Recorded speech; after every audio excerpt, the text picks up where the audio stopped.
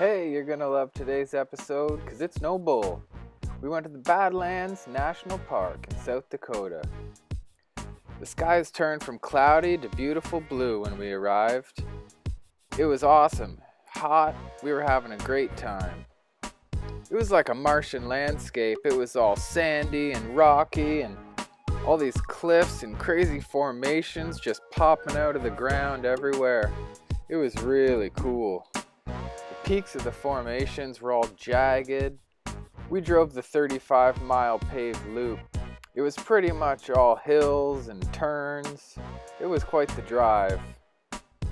And a lot of the lookout points were so different from each other. Some you just snap a photo here and there. Some would let you walk all over the cliffs.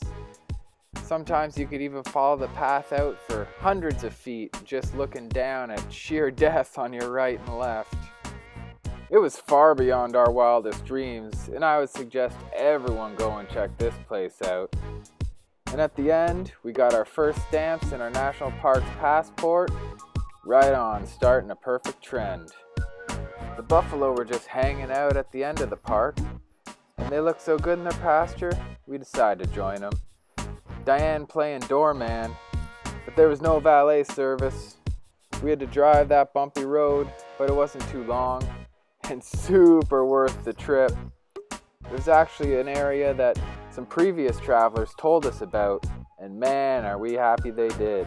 It was a free camp spot, and we pretty much had the Badlands to ourselves. There was a decent number of campers all spread out along the cliff, but you could barely even tell anyone else was there. Such a beautiful day in the beautiful blue sky, and let me tell you, that led into a gorgeous sunset. Couldn't believe the colors coming off over the horizon.